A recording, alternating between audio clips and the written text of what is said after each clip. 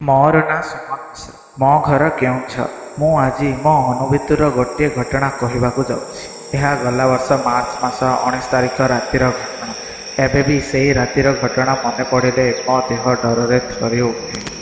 ସେ ସମୟରେ ମୁଁ ଭୁବନେଶ୍ୱରର ଏକ ଘରୋଇ କମ୍ପାନୀରେ ଚାକିରି କରୁଥିଲି। ସେଦିନ ସକାଳୁ ସକାଳୁ ଘରୁ ଫୋନ୍ ଆସିଲା କି ମୋ ବାପାଙ୍କ ଦେହ ବହୁତ ଖରାପ ଅଛି। ମୁଁ କାମ ବ୍ୟସ୍ତ ରହୁଥିବାରୁ ମୋ ସ୍ତ୍ରୀ ଆଗରୁ ସେ ବିଷୟରେ କିଛି କହୁନଥିଲା। ତେଣୁ ସେଦିନ ମୋ ଡ୍ୟୁଟି ସାରି କେଉଁଝର ଯିବାକୁ ଠିକ୍ କଲି। ସେଦିନ ଶନିବାର ଥିଲା ଏବଂ ତା ପରଦିନ ରବିବାର ଛୁଟି ହେତୁ ମୋତେ ଗାଁରେ ରହିବାକୁ ସମୟ ମିଳିଯିବ ଏବଂ ବାପାଙ୍କୁ ଦେଖାଶୁଣା କରିବାକୁ ହେବ। ସେହିଦିନ ଶନିବାର ଥିବାରୁ କମ୍ପାନୀର ସବୁ କାମ ସାରିବାର ଥିଲା। ତେଣୁ ସବୁ କାମ ସରୁ ସରୁ ରାତି 8ଟା ବାଜିଯାଇଥିଲା। ସ୍ତ୍ରୀକୁ ଫୋନ୍ କରି ଘରକୁ ଯାଉଛି କହି କେଉଁଝର ଅଭିମୁଖେ ବାହାରି ପଡ଼ିଲି। ସେହି ସମୟରେ ଲକଡାଉନ୍ ଚାଲିଥାଏ। ତେଣୁ ମୁଁ ମୋ ସ୍କୁଟିରେ କେଉଁଝର ବାହାରିଲି। ଏପଟେ ପୋଲିସର ବି ଭୟ ଥାଏ। ସେ ଯାହା ହେଉ ପୋଲିସକୁ ଡରି ଡରି ଭୁବନେଶ୍ୱରରୁ ହାଇୱେକୁ ଆସିଯାଇଥିଲି। ଲକଡାଉନ୍ ଯୋଗୁଁ ରାସ୍ତାଟା ପୁରା ସୁନସାନ ଲାଗୁଥିଲା। ଏମିତିରେ ରାତି 9:30 ବାଜିଯାଇଥିଲା। ମୋତେ ଆହୁରି ପ୍ରାୟ 80 କିଲୋମିଟର ଯିବାର। ତେଣୁ ମୁଁ ମୋ ଗାଡ଼ିର ସ୍ପିଡ୍ ବଢ଼ାଇଲି। ଖରାଦିନିଆ ସୁଲସୁଲିଆ ପବନରେ ମୋ ଆଖି ଲାଗିଯାଉଥିଲା। ଦିନସାରା ବିଶ୍ରାମ ନାହିଁ। ପ୍ରାଇଭେଟ୍ କମ୍ପାନୀ ଚାକିରିରେ ବିଶ୍ରାମ ବା କେଉଁଠୁ ମିଳିବ? କିନ୍ତୁ କ'ଣ କରିବା, ସେପଟେ ବାପାଙ୍କ ଦେହ ଖରାପ ଥିଲା। ତେଣୁ ଯିବାକୁ ତ ନିଶ୍ଚିତ ପଡ଼ିବ। ଆଖି ନ ଲାଗିବା ପାଇଁ ମୁଁ ବହୁତ ଚେଷ୍ଟା କରୁଥାଏ। ଶେଷରେ ନିଦ ଆଗରେ ମୋତେ ହାର ମାନିବାକୁ ପଡ଼ିଲା। କାରଣ ଟିକିଏ ଆଖି ଲାଗିଲେ ଦୁର୍ଘଟଣା ନିଶ୍ଚିତ। ମୁଁ ବାଧ୍ୟ ହୋଇ ଗାଡ଼ି ରଖି ମୁହଁ ଧୋଇ ବିଶ୍ରାମ ନେଲି। ମୋତେ ଆହୁରି ସେଠୁ 50 କିଲୋମିଟର ଦୂରକୁ ଯିବାର ଥିଲା। ଏତେ ରାସ୍ତା ଭାବିଲା ବେଳକୁ ଆହୁରି କ୍ଳାନ୍ତ ଲାଗୁଥାଏ। ଭାବିଲି ଫୋନ୍ରେ ଟିକେ ଗପିଦେଲେ ହାଲକା ଲାଗିବ ଓ ନିଦ ବି ଆଉ ଲାଗିବନି। କିଛି ସମୟ ଘରକୁ ଫୋନ୍ କରି ମୁଁ ମୋ ସ୍ତ୍ରୀ ସହ କଥା ହେଲି ଏବଂ ଶୀଘ୍ର ପହଞ୍ଚିଯିବି ବୋଲି କହିଲି। ହଠାତ୍ ମୋ ମୁଣ୍ଡକୁ ଗୁଗୁଲ୍ ମ୍ୟାପ୍ କଥା ଆସିଲା। ମୁଁ ସର୍ଟକଟ୍ ରାସ୍ତା ଦେଇ ଶୀଘ୍ର ପହଞ୍ଚିବା କଥା ଚିନ୍ତା କଲି। ଗୁଗୁଲ୍ ମ୍ୟାପ୍ରେ ମୋ ଗାଁକୁ ସର୍ଚ୍ଚ କରିଥିଲି। ମ୍ୟାପ୍ରେ ମୋ ଘରକୁ ଏକ ସର୍ଟକଟ୍ ରାସ୍ତା ଥିଲା। ମେନ୍ ରୋଡ଼ରେ ଗଲେ ଯେଉଁ ରାସ୍ତା 50 କିଲୋମିଟର ଥିଲା, ତାହା ସର୍ଟକଟ୍ରେ ମାତ୍ର 25 କିଲୋମିଟର ଦେଖାଉଛି। ଏହା ଦେଖି ମୁଁ ବହୁତ ଖୁସି ହୋଇଯାଇଥିଲି। ଶୀଘ୍ର ପହଞ୍ଚିବା ଲକ୍ଷ୍ୟରେ ମୁଁ ଆଉ କିଛି ଭାବିନଥିଲି। ତେଣୁ ମ୍ୟାପ୍ରେ ଦେଖାଇଥିବା ସର୍ଟକଟ୍ ରାସ୍ତାରେ ଯିବାକୁ ବାହାରି ପଡ଼ିଲି। ରାସ୍ତାଟି ହାଇୱେର ବାମ ପଟକୁ ପଡ଼ିଯାଇଥିଲା। ମୁଁ ମେନ୍ ରୋଡ଼ ଛାଡ଼ି ମ୍ୟାପ୍ରେ ଦେଖାଉଥିବା ରାସ୍ତାରେ ଆଗକୁ ବଢ଼ି ଚାଲିଲି। ମେନ୍ ରୋଡ଼ ଅପେକ୍ଷା ଏହି ରୋଡ଼ଟି ଅଧିକ ସୁନସାନ ଦେଖାଯାଉଥିଲା। ଏପଟେ ସବୁଆଡ଼େ ଟିକ୍ ଟିକ୍ କରି ଅନ୍ଧାର ମଧ୍ୟ ଥିଲା। ସେ ରାସ୍ତାରେ ମୁଁ ଧୀରେ ଧୀରେ ଆଗକୁ ବଢ଼ିବାରେ ଲାଗିଲି। ଆଗକୁ ବଢ଼ିବା ସହ ମୁଁ ମେନ୍ ରୋଡ଼ ଠାରୁ ଦୂରେଇ ଦୂରେଇ ଯାଉଥିଲି। ରାସ୍ତା ଅଧାରୁ ଜଣାପଡ଼ୁଥିଲା କି କିଛି ସମୟ ପୂର୍ବରୁ ସେଠି କାଳବୈଶାଖୀ ବର୍ଷା ହୋଇଛି। ରାସ୍ତା କଡ଼ ଜମିରୁ ବେଙ୍ଗମାନଙ୍କ ରଡ଼ି ଶୁଖୁଥିଲା। ରାସ୍ତାରେ ଠାଏ ଠାଏ ପାଣି ଜମିଥିଲା।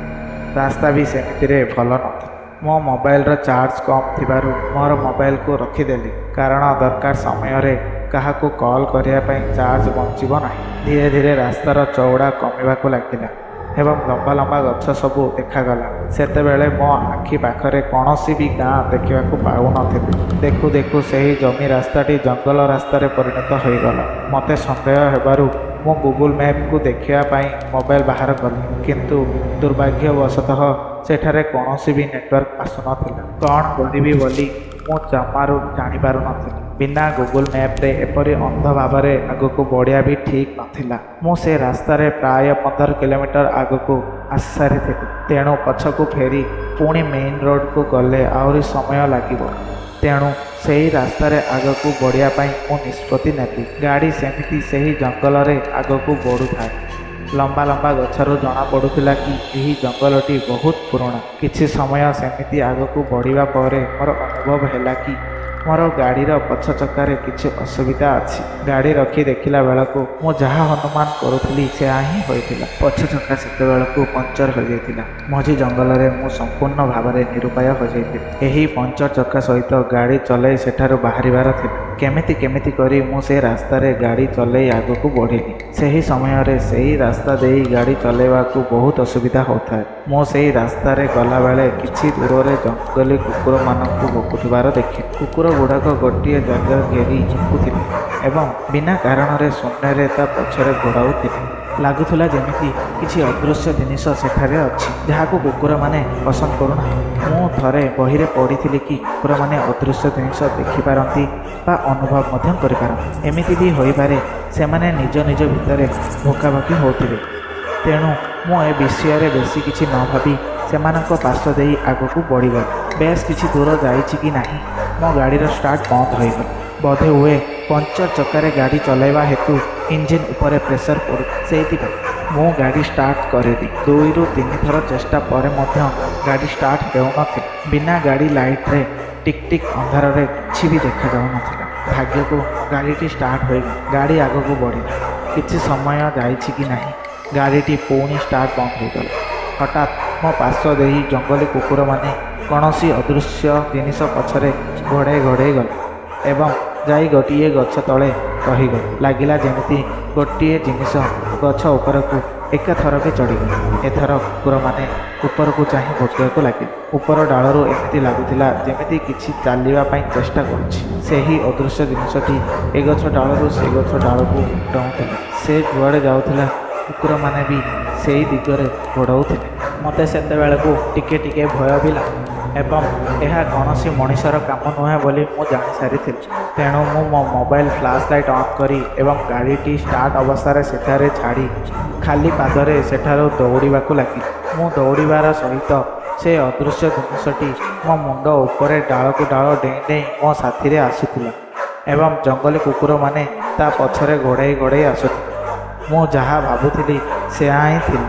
ସେଠି କୌଣସି ପିଶାଚ ଥିଲା ଏବଂ ସେ ମୋ ପଛରେ ପଡ଼ିଯାଇଥିଲା। ହଠାତ୍ ଏକ ଭୟଙ୍କର ଶବ୍ଦ ହେଲା, ଯାହା ପୁରା ଜଙ୍ଗଲକୁ କମ୍ପେଇ ଦେଇଥିଲା। ମୁଁ ସେତେବେଳକୁ ମୋ ଜୀବନ ବଞ୍ଚାଇବା ପାଇଁ ଦୌଡ଼ିବାରେ ଲାଗିଥିଲି। ହଠାତ୍ କଟ୍ କଟ୍ ହୋଇ କାଠ ଭାଙ୍ଗିବାର ଶବ୍ଦ ଏବଂ ଗଛରୁ ମୋ ଉପରେ ଗୋଟିଏ ବଡ଼ ଡାଳ ଖସି ପଡ଼ିଲା ଏବଂ ମୁଁ ବେହୋସ ହୋଇଗଲି। ମୁଁ ଆଖି ଖୋଲିଲା ବେଳକୁ ନିଜକୁ ଗୋଟିଏ ଗାଁରେ ପାଇଲି। ସେ ଗାଁର ଲୋକମାନେ ଭୋରୁ ସକାଳୁ କାଠ କାଟିବା ପାଇଁ ଗଲାବେଳେ ଗାଡ଼ି ଷ୍ଟାର୍ଟ ହୋଇଥିବାର ଶବ୍ଦ ଶୁଣି ସେଠାକୁ ଆସିଥିଲେ ଏବଂ ମୋତେ ଗୋଟିଏ ଡାଳ ତଳେ ଚାପି ହୋଇଥିବାର ଦେଖି ଉଦ୍ଧାର କରିଥିଲେ। ସେମାନଙ୍କର କହିବାର ଥିଲା କି ଗତକାଲି ଅମାବାସ୍ୟା ସହ ଶନିବାର ଥିଲା ଏବଂ ଅମାବାସ୍ୟାରେ ପ୍ରେତାତ୍ମା ବହୁ ଶକ୍ତିଶାଳୀ ଥାଆନ୍ତି। ତେଣୁ ମୋ ଉପରେ ସେଦିନ ଆକ୍ରମଣ ହୋଇଥିଲା। ମୁଁ ସେମାନଙ୍କୁ ସବୁ କଥା କହିଲି। ମୁଁ କ'ଣ ପାଇଁ ସେ ରାସ୍ତା ଦେଇ ଯାଉଥିଲି। ସେହିଦିନ ମୁଁ ହେଲମେଟ୍ ପିନ୍ଧିଥିବାରୁ ମୋ ମୁଣ୍ଡରେ କମ୍ ଆଘାତ ଲାଗିଥିଲା ଏବଂ ମୁଁ ବଞ୍ଚି ଯାଇଥିଲି। କିନ୍ତୁ ମୋ କାନ୍ଧରେ ଏବଂ ବହୁତ ଜାଗାରେ ବହୁତ ଆଘାତ ଲାଗିଥିଲା।